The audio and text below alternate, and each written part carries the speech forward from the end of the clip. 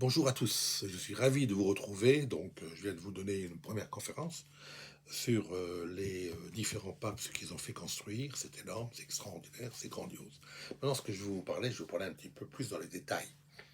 Je vais rentrer un petit peu dans les détails de ce qui a été fait, hein. Pas tout, parce que bon, il me faudrait des jours et des jours pour véritablement vous décrire tout le Vatican.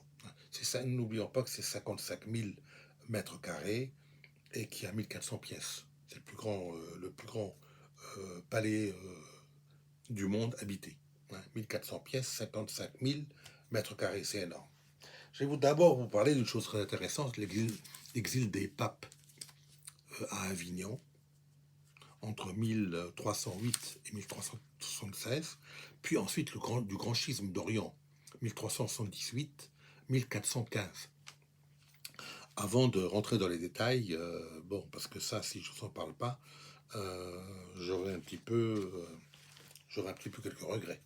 Je me serais dit, je leur ai donné une conférence, mais je leur ai pas parlé des choses, de choses très importantes quand même, qui se sont passées dans la chrétienté. Donc, l'exil des papes à Avignon. Pourquoi est-ce que les papes vont à Avignon? Ils étaient au Latran, palais du Latran. C'est vrai, palais romain, puis peu aménagé, etc. Et pas extraordinaire, mais quand même déjà pas mal, pas mal. Ils y vivaient. Mais en 1308 a lieu un terrible incendie qui saccage une grande partie du palais du Vatican. Alors, les papes sont obligés de quitter Rome, malheureusement, et d'aller s'installer à Avignon. Ils y resteront, sont des papes français qui vont tous être élus en France, comme c'est la France, Avignon, voilà. Donc, entre 1308 et 1376. En 1376, Grégoire XI, le dernier pape français, 1371-1378, est prié par Sainte Catherine de Sienne et par la population romaine de rentrer à Rome. Il rentre à Rome. Il va, dans un premier temps, au palais du Latran, parce qu'il a toujours, il sait que les papes, les anciens, ses prédécesseurs ont tous vécu au palais de Latran, donc il va au palais de Latran, mais il s'aperçoit le premier jour que c'est un palais délabré, vétuste, incendié une deuxième fois en 1361, donc inhabitable. Il décide alors d'aller vivre dans un premier temps dans la basilique de Sainte-Marie-Majeure. Il y reste quelques semaines, puis va rapidement vivre dans le fameux palais, parce qu'on est en 1376, donc dans le fameux palais d'Eugène III, qui sera rasé plus tard par Nicolas V, mais on n'en est pas encore là. On est encore loin de Nicolas V. Donc, 1376, il rentre, il va vivre donc au Vatican, dans le palais d'Eugène III, et 2 ans après, il décède. Alors, l'élection du futur pape, du pape élu en 1378, Urbain VI, 1378-1389, va mettre le feu aux poudres et va allumer la mèche de ce qu'on appelle le grand schisme d'Orient. Alors, je vais vous expliquer pourquoi. Donc, Grégoire XI décède en 1389. En 1389 est élu Boniface IX, pape, vrai pape. 1389-1404. En 1404 est élu un autre pape, Grégoire XII, 1404-1415. Mais le fameux pape Urbain VI qui a été élu en 1378 ne veut pas la faire, car c'est un pape fantasque, extrêmement violent. N'hésite pas à faire liquider des cardinaux qui ont malgré tout voté pour lui, pour qu'il soit élu pape. Donc, c'est un homme assez bizarre. C'est pour cette raison qu'à Avignon est élu un antipape Clément VII. Donc Clément VII, 1378, 1393. Suite à Clément VII, l'autre antipape sera Benoît XIII, 1393, 1423. Alors retenez bien tous ces chiffres et tous ces papes qui se succèdent. Donc, au temps de Grégoire XII, il y a donc deux papes. Il y a un pape à Rome, Grégoire XII, et un antipape à Avignon, Benoît XIII.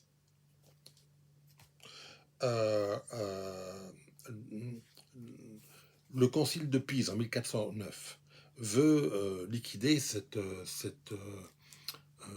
événement un peu pas mal désastreux pour la chrétienté, car ça ne se fait pas d'avoir un pape à Rome et un antipape à Avignon. Il y a deux papes là qui sont qui ne sont pas non pas associés, mais qui sont très antagonistes.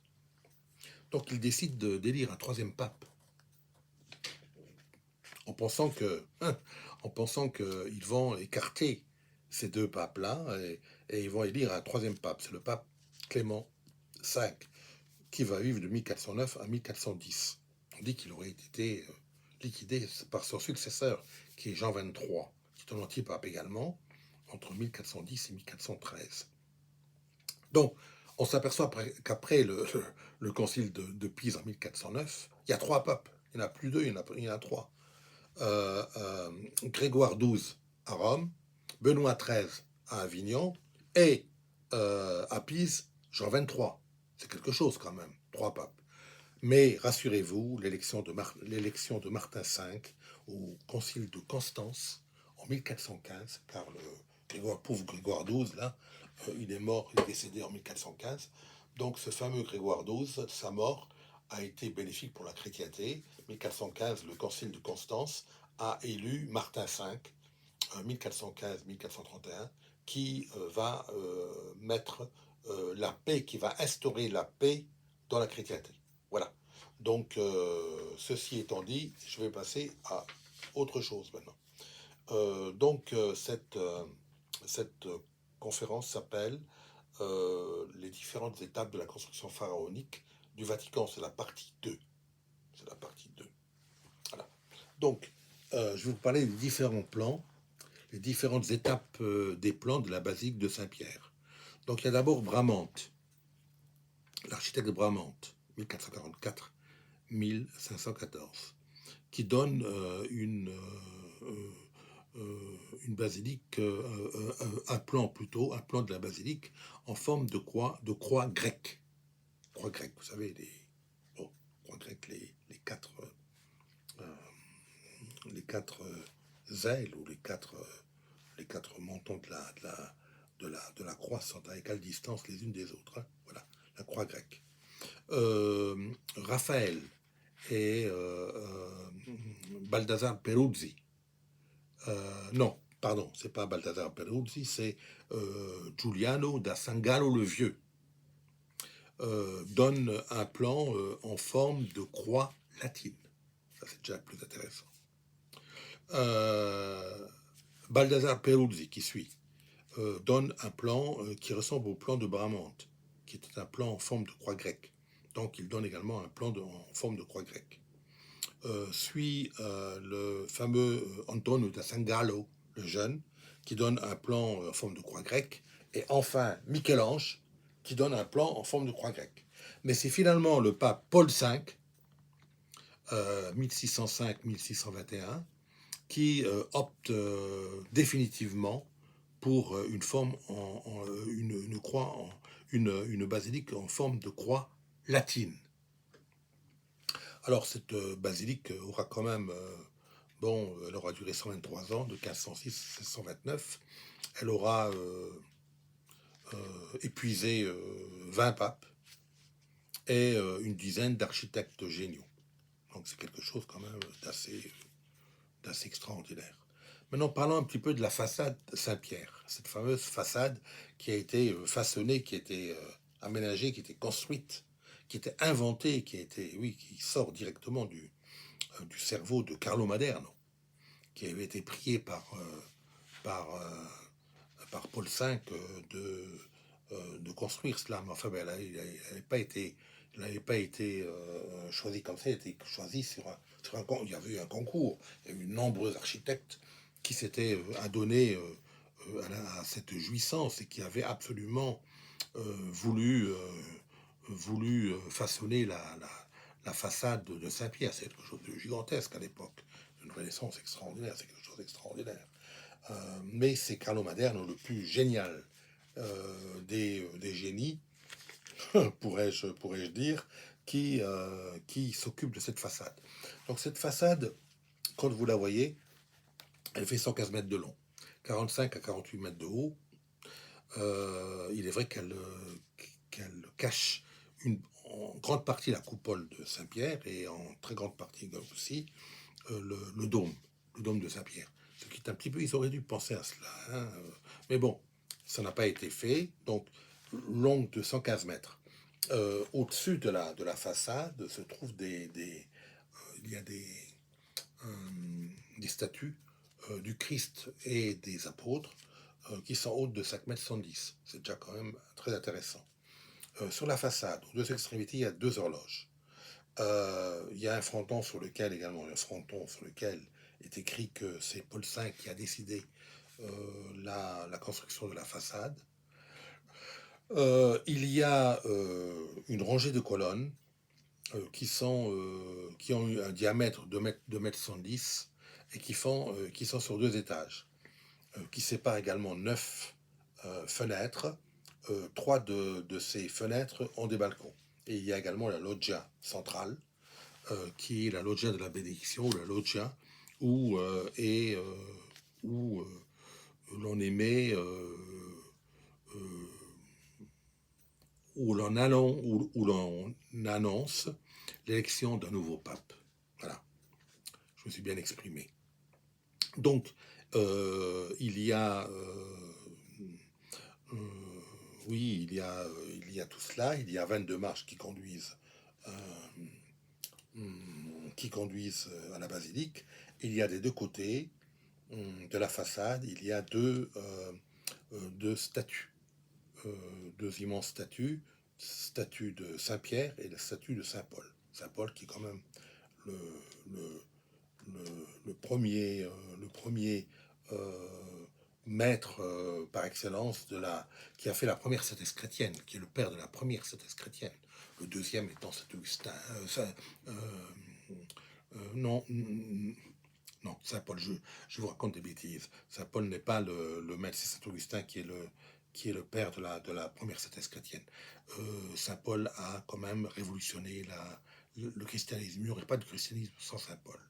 Donc il y a Pierre qui est très important, qui est le premier pape de l'Église, mais Paul est un monstre, dans la hiérarchie. On retrouvera bien sûr Saint-Augustin plus tard avec le Bernin, mais je vous en parlerai. Bon, j'ai un petit peu fait un petit mélange des genres, je vous prie de m'excuser. Donc, voilà en ce qui concerne la fameuse façade de Saint-Pierre. De quoi vais-je vous parler maintenant? Du narthex. Ah, le narthex. Donc le narthex Saint-Parvis, ou le porche. Alors il y a deux statues équestres de Charlemagne d'un côté, à gauche, me semble-t-il, à gauche, et Constantin à droite. Et il y a la Navicelle. Maintenant, il y a la Navicelle depuis 1975. Mais la Navicelle, c'est une œuvre gigantesque de Giotto de 1290. Elle était à l'origine dans la basilique constantinienne. Elle faisait 13,50 m de long et 9,50 m de large. C'est vous dire les proportions. 13,50 m de long et 9,50 m de large, qui était sur le porche central face à la cour. Alors, au-dessus de la basilique et face à la cour. Donc c'était une fresque énorme. Elle a été en 1628, elle a été démantelée pour être mise à l'intérieur pour éviter les intempéries, éviter l'humidité. On l'a rentrée dans la basilique. Bon, je ne sais pas si c'était une bonne idée parce que on l'a beaucoup détériorée. Et en 1674, elle a été une deuxième fois déplacée, donc elle était encore plus détériorée. C'est la Navicella nous montre le Christ marchant sur l'eau et disant à Pierre de s'avancer vers lui. Et à Pierre, qui n'a pas la foi véritable, s'enfonce dans les eaux. Voilà. Donc c'est un récit que vous retrouverez dans la Bible. Depuis 1975, elle a été une troisième fois détériorée et installée au-dessus de l'entrée de la basilique de Saint-Pierre, dans le vortex. Hein. Donc elle ne se voit pas de l'extérieur, mais lorsqu'on rentre, on peut l'admirer. Voilà, maintenant la place du Vatican. Ah, cette fameuse place du Vatican. Vous avez donc l'obélisque de Saint-Pierre, l'obélisque de Caligula, pardon, qui a été élevé par Domenico Fontana lors du pontificat de Sixte V, entre 1585 et 1590. Donc, je vous en ai parlé, 325 tonnes, il a fallu 900 hommes, 25 chevaux pour la ramener du cirque. C'est juste à côté, c'est pas loin. Mais quand même, il fallait la détacher et la ramener du cirque de Néron au centre de la place Saint-Pierre. À la droite, il y a la fameuse fontaine de Carlo Maderno 1627, et à gauche, il y a la fameuse fontaine qui est identique à celle de Carlo Maderno, qui a été construite par la Carlo Fontana, un grand architecte aussi, en 1677. Alors, vous avez la longueur alors la place par elle-même, hein, sans les colonnades, etc., elle fait 340 mètres de long, hein, c'est-à-dire de euh, nord-sud, 340 mètres de long, et 240 mètres de large en est-ouest, avec la colonnade, avec les colonnades du Bernin, que le Bernin a construit entre 1657 et 1667, avec les 284 colonnes et les 140 statues. Hein. Donc là, elle a diminué. Elle fait 200 mètres de large, nord-sud, et 150 mètres de long entre l'ouest et l'est. Voilà. Maintenant, je vais vous parler des trois phases de la course à Damas. Alors, cette fameuse course à Damas a été construite par Bramante. Bramante a construit, bien sûr, à côté du palais, étant adjacent au palais, cette course, ce qu'on appelle la cour d'honneur. Vous verrez qu'elle est assez grande et elle a été construite par Bramante. Donc, vous avez à l'ouest le palais de Nicolas V avec les loges de Raphaël. Au nord, vous avez le palais de Grégoire XIII. Et à l'est, vous avez le palais de Sixte V, palais Fontane, dont je vous ai parlé. Alors, à partir de la face ouest, il y a des directions à prendre. À partir du premier étage, où peut-on aller? À partir du premier étage de la face ouest, on va vers les appartements Borgia, bien sûr, vers la salle ducale aussi, et vers les appartements du cardinal secrétaire d'État, qui se trouve non pas dans le palais de Nicolas V, mais dans le palais de Sixte V, dans le palais Fontane, au premier étage.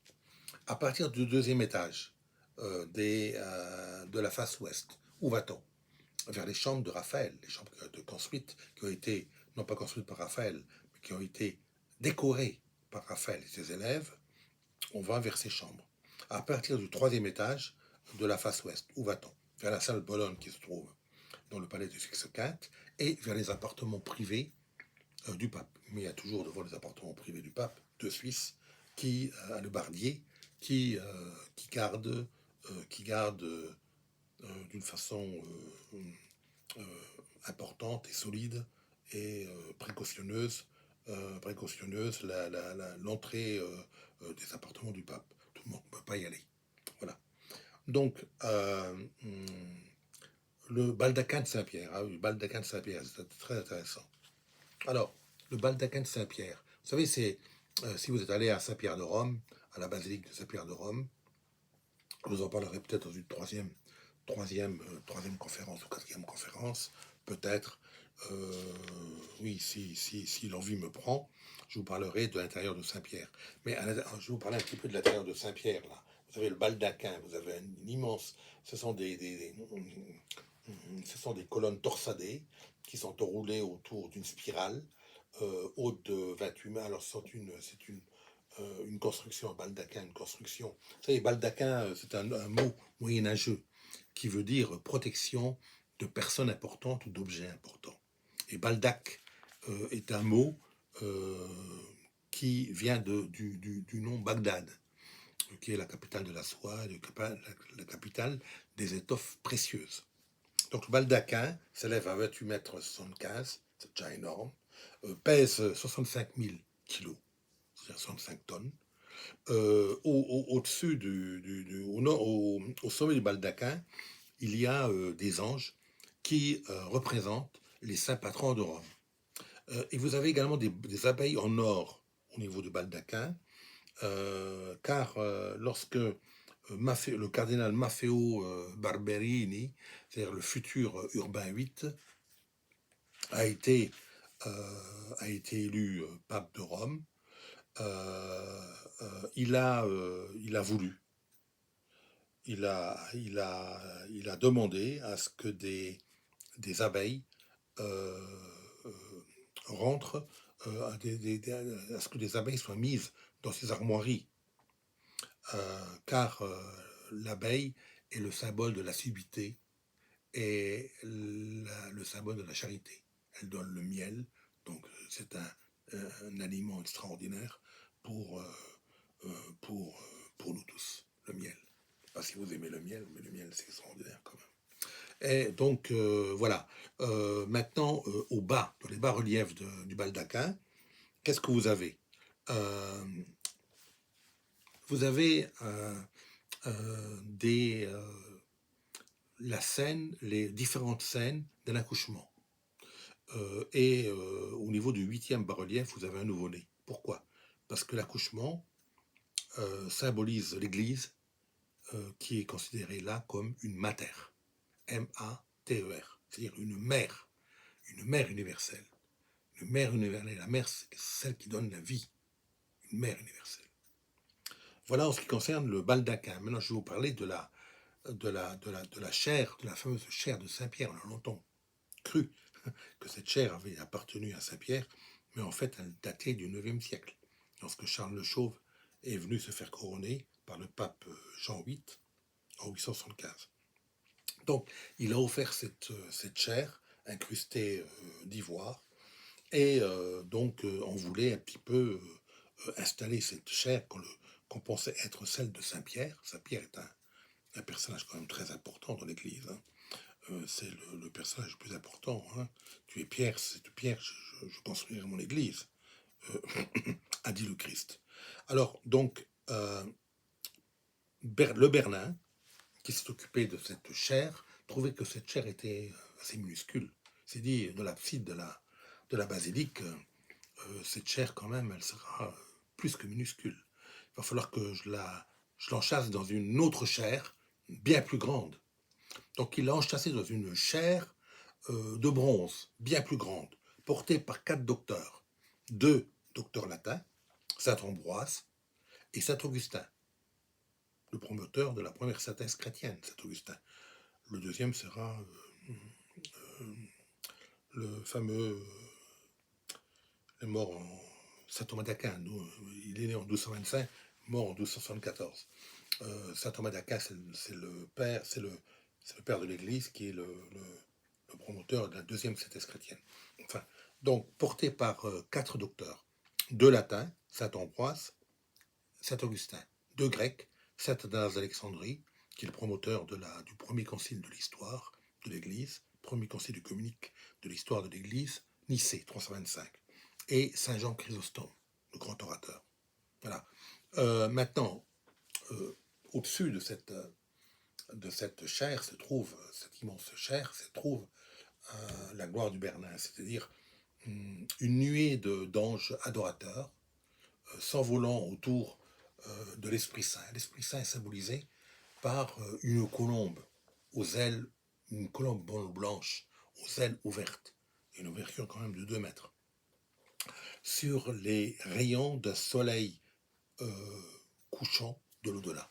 C'est extraordinaire, c'est une œuvre hors norme. On reconnaît là le génie, tout le génie du Bernin. C'est énorme. C'est un génie équivalent à celui de Michel-Ange ou de Bramante. C'est un génie exceptionnel. On voit là toute l'ampleur du baroque et toute l'ampleur du faste qu'il a mis à l'intérieur. C'est extraordinaire. Donc, maintenant, je vais vous parler donc de la... de quoi veux-je vous parler? Oui, alors, du rez-de-chaussée. Donc, du rez-de-chaussée, je vous en ai parlé dans la première... La première sont le rez-de-chaussée du palais de Nicolas V a été ouvert par Six IV. Donc ce sont 4 pièces, immenses pièces. Vous verrez leurs dimensions si vous allez voir dans la première conférence, vous verrez les dimensions, elles sont énormes. Première pièce déjà, 19 mètres 119 sur 10 mètres 46, c'est quelque chose.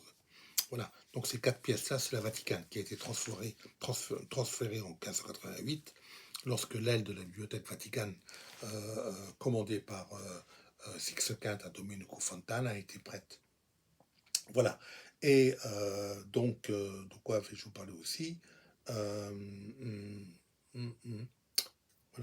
donc, oui, donc la salle des pontifes, je vous en ai parlé, où a eu lieu...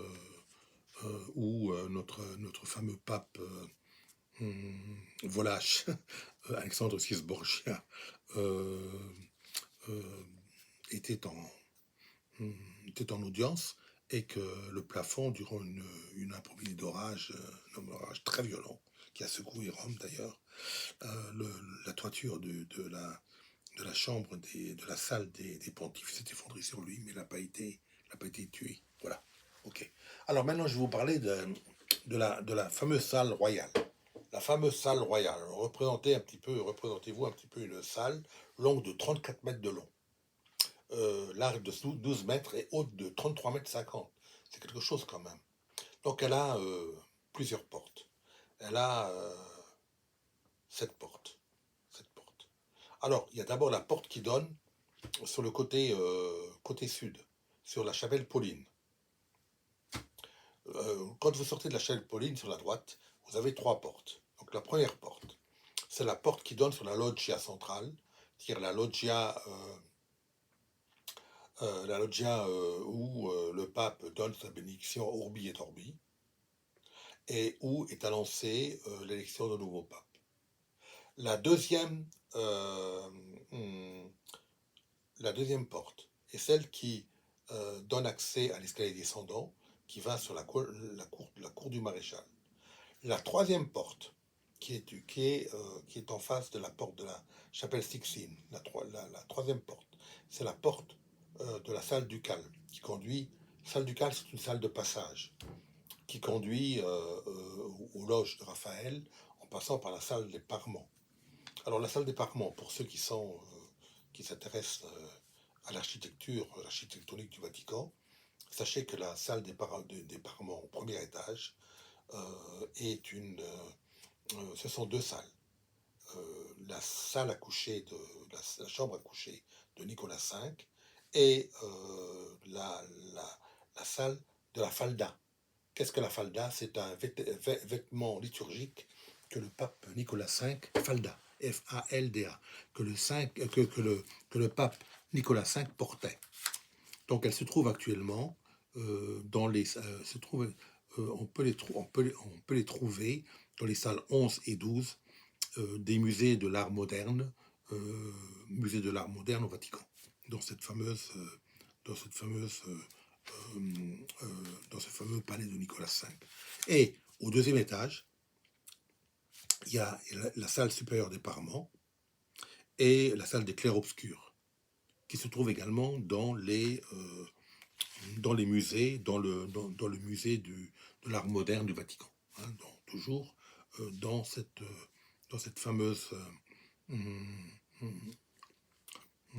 palais de Nicolas V. Donc, vous avez en face donc en face de la fameuse salle royale, Sala Regia, vous avez la porte qui donne vers la Sixtine, hein, la fameuse porte qui donne vers la Sixtine, et ensuite à gauche, vous avez la porte qui donne vers l'escalier royal. Alors, l'escalier royal, c'est un magnifique escalier qui a été construit par Antonio de San Gallo le Jeune dans les années 1520-1530, mais qui a été aménagé et réaménagé d'une façon somptueuse. C'est pour cette raison qu'on l'appelle aussi l'escalier du Bernin, par le fameux Bernin, qui l'a rehaussé et il y a énormément de baroque, hein, énormément de baroque. Alors vous avez également la chapelle Pauline, qui a été construite sur l'ordre du pontife Paul III. C'est une chapelle extraordinaire qui a été décorée en partie par deux fresques énormes de Michel-Ange. Voilà. Qu'est-ce que vous avez d'autre? Bien, donc, oui, voilà. De quoi vais-je vous parler encore? De quoi dois-je vous parler? Bon, la salle des pontifes, je vous en ai parlé. Ben, je vous ai parlé pratiquement de tout. Donc, voilà, c'était assez rapide. Je suis content que cette conférence se termine. J'ose espérer que cette conférence vous fera le plus grand bien. Ceux qui étudient le Vatican peuvent s'en inspirer, car il est rare que je dise des bêtises, mais ça m'arrive parfois, hein, et vous m'excuserez des erreurs durant ces deux conférences. C'est peut-être quelques petites erreurs qui se sont introduites dans ces conférences, mais euh, vous parviendrez très rapidement à les déceler. Voilà. Je vous remercie tous et je vous souhaite d'excellentes vacances. Nous nous retrouverons, bien sûr, je vous ai un petit peu de vacances, et nous nous retrouverons, bien sûr, après les vacances. Merci, à bientôt.